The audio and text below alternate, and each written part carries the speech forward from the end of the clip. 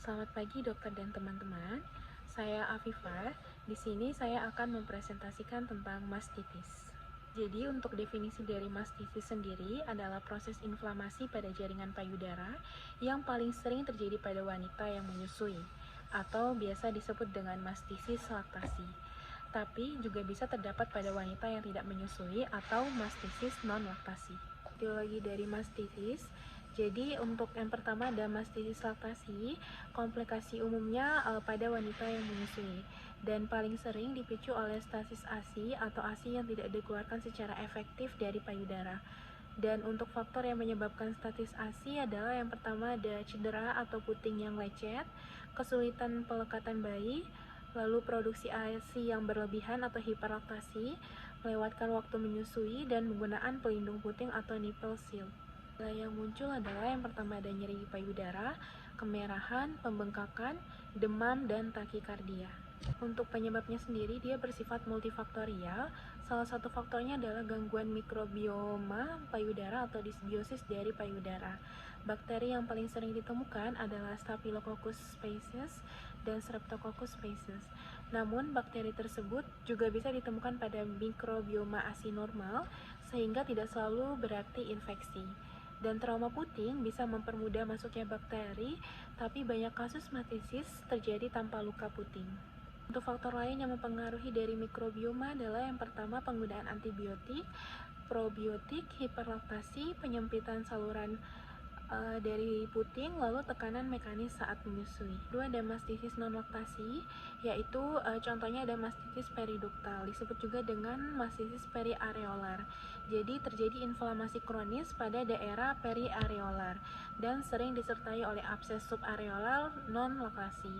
Dan untuk faktor resikonya sendiri, yang pertama ada menyerbu merupakan faktor resiko utama, lalu obesitas, terjadi inversi puting, dan gangguan hormonal seperti hiperprolaktinemia. Ini ada mastitis granulomatosa idiopati, jadi terjadi peradangan payudara yang jarang dan belum sepenuhnya diketahui, ditandai dengan adanya granuloma non-caseosa pada lobulus dari payudara. Untuk klasifikasinya sendiri, dia dibagi dua, ada spesifik dan tidak spesifik.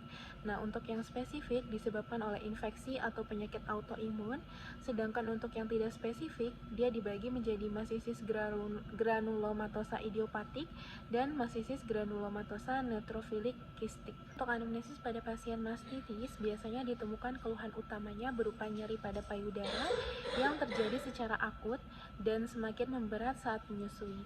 Dan pasien sering mengeluhkan payudaranya terasa bengkak, kemerahan, hangat, dan nyeri tekan pada area tertentu. Baik, selanjutnya untuk gejala sistemiknya adalah demam, menggigil, lemas, dan rasa tidak enak. Kan adalah yang pertama riwayat menyusui, frekuensi dan teknik menyusuinya seperti apa. Lalu yang kedua putingnya lecet atau adakah puting yang lecet atau puting yang trauma. Yang ketiga kita tanyakan untuk produksi ASI-nya seperti apa, apakah ada produksi ASI yang berlebih atau hiperlaktasi. Lalu yang ketiga, apakah ada riwayat mastitis sebelumnya. Pemeriksaan fisiknya dapat ditemukan eritema yang lokal, lalu ada edema, peningkatan suhu kulit, dan nyeri tekan pada payudara. Dan sering juga ditemukan area indurasi atau massa yang teraba keras akibat dari peradangan dari jaringan payudara. Untuk pemeriksaan fisiknya bisa ditemukan eritema lokal, edema, peningkatan suhu kulit, dan ada nyeri tekan pada payudara. Dan sering juga ditemukan area indurasi atau massa yang terasa keras akibat dari peradangan dari jaringan payudara. Dan pada kasus yang lebih berat bisa ditemukan suatu fluktuasi yang mengarah pada pembentukan abses dari payudara.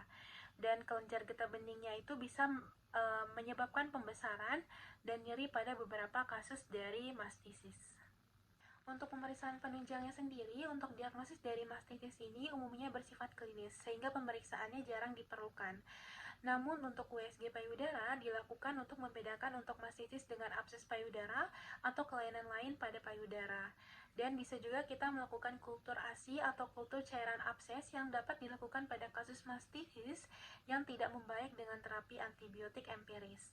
Lalu yang ketiga, kita juga bisa melakukan pemeriksaan darah yang bisa menunjukkan peningkatan leukosit dan penanda dari inflamasi pada mastitis berat.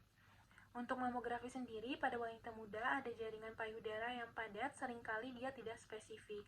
Dan temuan yang bisa ditemukan biasanya ada massa tunggal, asimetri, penebalan kulit, atau limfadenopati aksila. Selanjutnya untuk MRI sendiri dia lebih sensitif daripada mamografi atau USG untuk materialisasi lesi pada mastitis non-laktasi. Untuk diagnosis dari mastitis sendiri ditegakkan berdasarkan anamnesis, pemeriksaan fisik, dan bila perlu dilakukan pemeriksaan penunjang. Dan untuk kriteria klinis sendiri, dia terdiri dari nyeri payudara, kemerahan, ada pembengkakan, ada peningkatan dari suhu lokal, serta gejala sistemik seperti demam. Selanjutnya untuk tata laksananya, tujuan dari tata laksana dari mastitis sendiri, dia bertujuan untuk mengatasi dari infeksi, mengurangi inflamasi, serta mempertahankan dari proses menyusuinya. Dan untuk yang pertama ada terapi non-farmakologis, yaitu yang pertama kita melanjutkan pemberian ASI atau memerah ASI untuk mencegah dari stasis dari ASI sendiri. Lalu dilakukan kompres hangat sebelum menyusui untuk memperlancar dari aliran ASI. Dan yang terakhir adalah dengan istirahat yang cukup dan peningkatan dari asupan cairan. Untuk yang kedua ada terapi dari farmakologis sendiri, bisa diberikan analgesik seperti paracetamol atau ibuprofen untuk mengurangi dari rasa sakit dan demam. Lalu diberikan juga antibiotik empiris yang efektif seperti diberikan juga antibiotik empiris yang efektif terhadap Staphylococcus aureus seperti Dixoxacillin, Cefalexin, Amoxicillin, Clavulanat selama 10-14 hari. Lalu diberikan juga terapi bedah bila terbentuk abses payudara dan diperlukan juga insisi dan drainase atau aspirasi menggunakan panduan USG. Dan sebagian besar dari kasus mastitis ini dia membaik dalam 48-72 jam dengan terapi yang memadai.